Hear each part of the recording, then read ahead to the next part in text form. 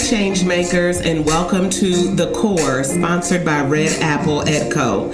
This is your Everything Education podcast. We talk about current events, books to read. We interview education leaders, hear their stories, learn from their biggest lessons, and they share what they wish you knew about what it means to be in education today. I'm your host, Dr. Kia Turner.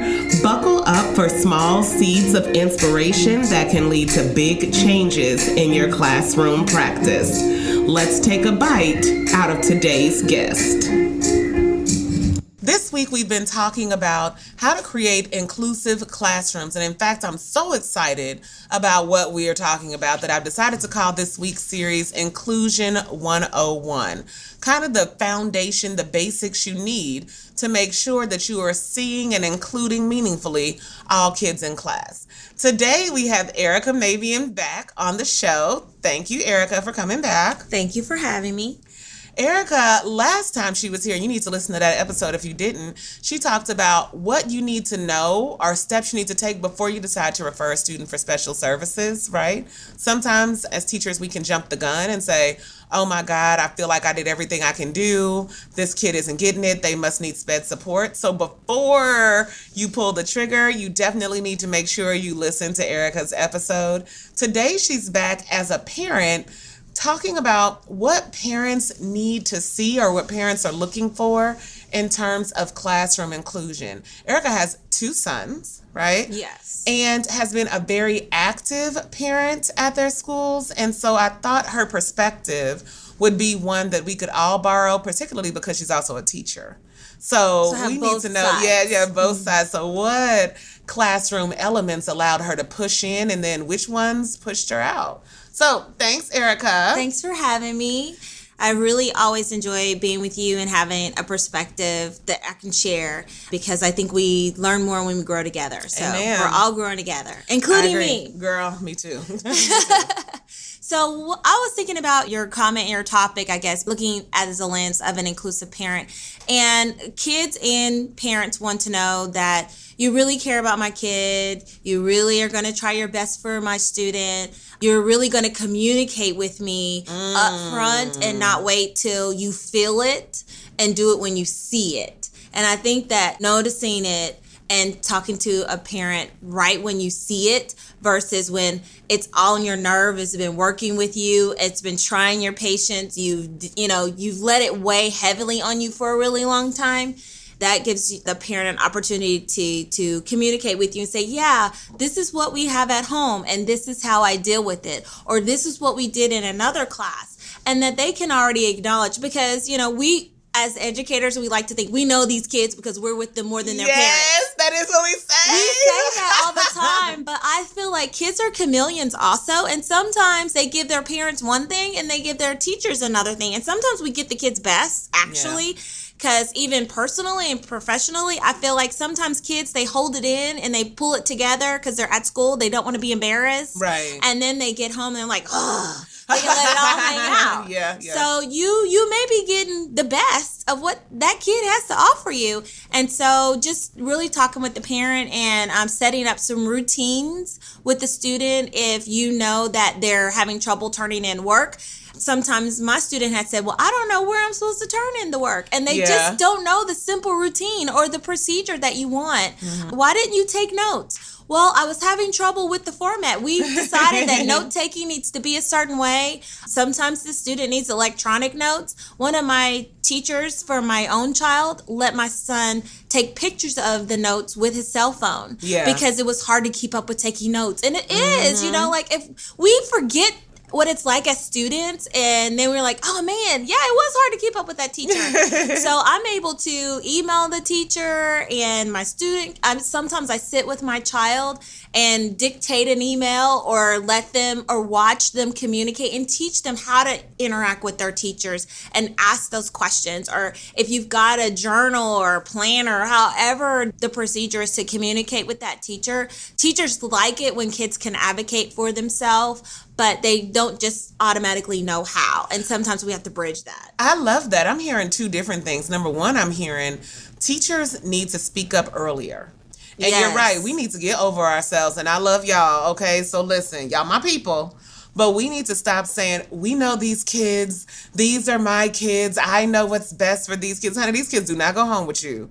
And you are right. Home life and school life very often look completely different for a whole lot of kids. Yes. And I have found, even in my own career, that I had students I thought I knew well, and I did not know at all. Yes. Did not have any idea of who You're they like were that? when that school bell rang. Yeah. I was like, my God, I never would have thought that who they were outside of school, was actually who they were. So we don't know the entire child. We know what they allow us to know. Yeah. So we need to bring parents in early and not feel like that's us jumping the gun or sounding the alarm too soon. If you're concerned about a behavior that you're seeing from a child in class, you need to notify parents so that they can support you early on. I do appreciate that you said don't wait until it's gotten on your nerves, because sometimes we are ready to hit go once we are having a bad day. Like, I was already tired when I got in here, and here goes Marcus. Marcus is starting again today, and not today.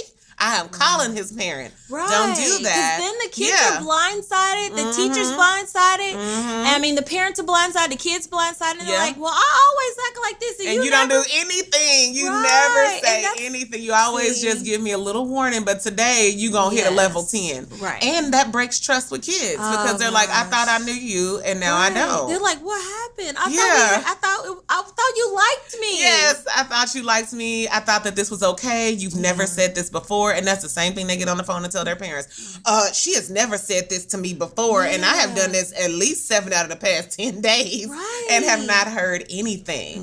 And so I agree. And then the second thing I heard you say is that teachers need to establish clear routines in class.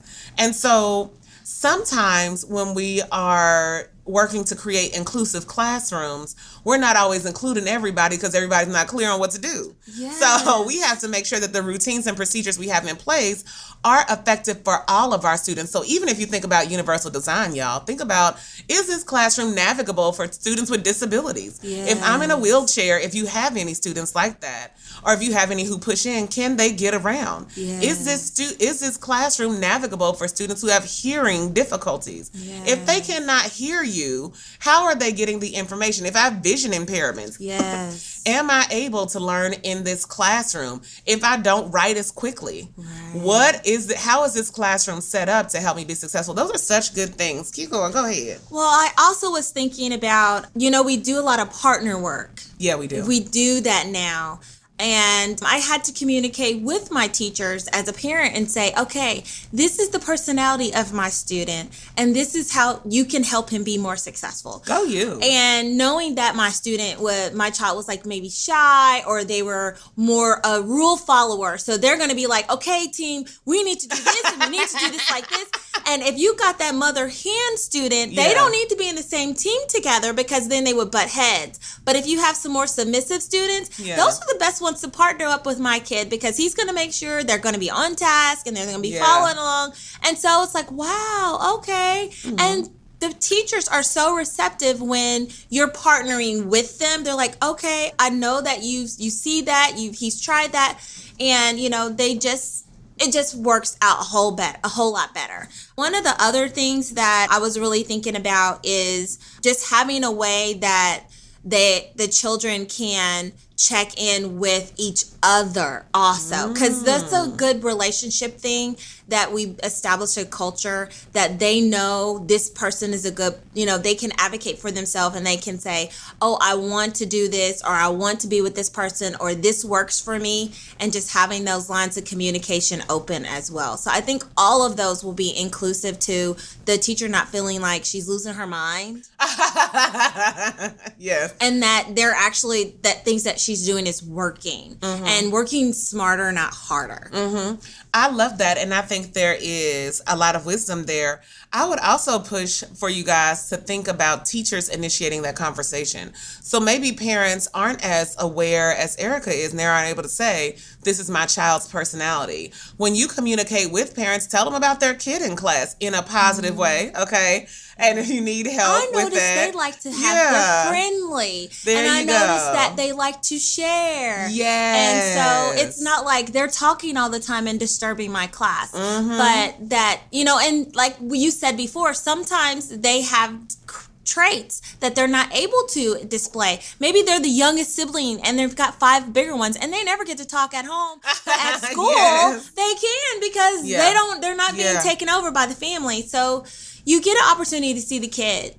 I've had parents who question my student groupings and who said, my kid didn't get their work done because you put them with some kid they don't like, or you put my kid in a group and the group didn't do anything and now my kid has a failing grade. And so it's important for us to be aware of the personalities our students bring to class and not put them in situations where they're going to be unsuccessful. And I hear some of you being like, it's important that kids learn how to manage themselves everywhere. That's true. But think about what we do as adults. Are we working with people who don't work? No. Are we putting ourselves in circumstances where we aren't able to complete our tasks? No. And if our administrators were like, you have to get all of your work done with these people and they have to do the part, but there's like not a way to make them do it, we would rebel. And so consider that children are very often in that exact circumstance. Like, I have to work with these people. Everybody knows that they are struggling with getting it done. And everyone knows our personalities may not work well together. But you said, I'm stuck here, so now I don't know what to do. And very often they tend to shut down. And so let's outline Erica's tips again, okay, before we go. And then we will tell you about Erica's website, all of her social media handles so that you can get a hold of her. First, though, let's do our tips. So number 1, for creating a classroom that's inclusive from the parent perspective is to, what do we say for number 1? I thought we were going to communicate with the parents early. Communicate with parents early. Do not be afraid to raise a concern. And remember, if you need help with this, go back and listen to Engaging Parents 102, keeping it positive even when it's negative, because we did a whole Engaging Parents series on the show. You need to hear that. Some good stuff. Check it out. So, keeping it positive but raising issues early. The second was establishing rituals and routines in class that help every kid to be successful. Consistency. Oh my God, key. consistent rituals and routines. I'm so glad you raised that. That's true. Consistent rituals and routines. Because one time you said for us to do it here, and one time you said for us to... Yeah. And kids will call you out. Yeah. And sometimes we are just figuring it out. So no shade and no shame. And we but can when be you honest. have it figured out, you need to be sure that you're sticking to that. And if we are in the figuring it out stage, you need to let kids know. Like, this may not be the way it is tomorrow. I think this is going to work today. Let's see. I'm trying something. We trying something together. Right. So there's that. And then what was our third one? We were going to also give them resources like taking pictures of notes, partnering with someone, having a way to communicate their needs and being able to be heard. Yeah, we were going to make sure that we did that and that we kept who the students are in mind. So when we're doing these groupings, because cooperative work is a huge deal right now, we need every kid to work with somebody, not a problem. We need to do it in such a way that it plays to the student's strengths. And we need to share those strengths with parents. So those classroom strengths that we're noticing, like Bobby is such a great leader in our groupings. He always makes sure he keeps his groups on task. You don't need to put Bobby in a group then with somebody who's absolutely not going to be motivated by his style of motivation, right? So we keep who the kids are in mind and share those strengths with parents. And then finally, in our last one was, what did you say? We need to have the kids check in with each other, right? So be able to say to a partner that this isn't working. Is that what you mean by self-advocating? I think so. And they need to be able to come to us too and feel it's okay to come to us and say, not in a tattling way. And they need to be able to be transparent about how they're feeling and what they're experiencing and what they may need. Because who else is going to meet their needs and who else knows their needs better than them? I agree. And then I also like that you touched on students and parents and teachers all communicating via like a notebook or a binder. At my kids' school, they have like this homework binder thing that they give them, and you like write notes and the teacher writes back. But just keeping parents They in don't the do loop. that when you become bigger. Your student is smaller. And when they get to middle school and high school, they do not want to talk to the parent as much. They want the student to initiate that conversation. And they're expecting the student to email them or come to them during their special special tutoring hour, and then you have to ask your student when they get home, you have to ask, did you talk to your teacher? Did your teacher says this? And so sometimes I just sit with my kid and we go over an email and I go through the steps of what you say and how it's formatted. And those are life skills. Yeah. Would you say that in that instance, one way that teachers can help create a more inclusive classroom from the parent perspective would be to say, hey, I've noticed X, Y, and Z with your student. Could you have them email me? Does that make sense? So then I'm not talking to you about it. I'm still opening the door for the kid to come back and to talk to me about it. But I've kind of prompted the parent a little bit. Okay. I think those are all good ways because we want them to feel empowered. Yeah, I love that. All right, Erica, tell us where we can get a hold of you, how we can keep up with you. You know, Erica travels and is a speaker.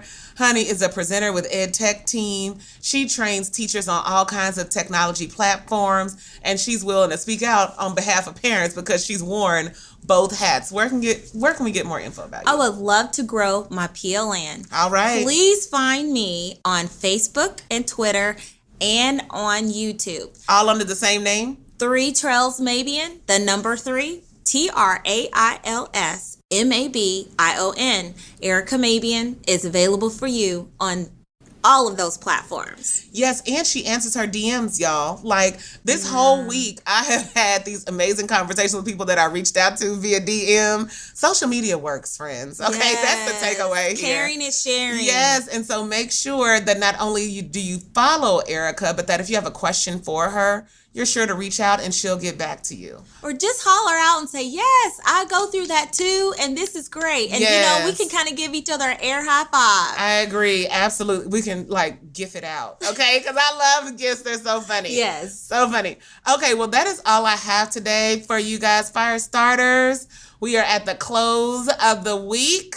We have Sunday looking at us. After this, I know you've got this. Go forward, be great, and stay lit. That's all we have for today. Thank you for listening to The Core. Wherever you are listening to us, be sure to like our show, subscribe, and share the episode that's meant the most to you. We appreciate every single one of our subscribers, as do our sponsors. We look forward to seeing you next week. You can also check us out on YouTube at Red Apple Edco. If you'd like to see more video of these conversations, we have them posted there.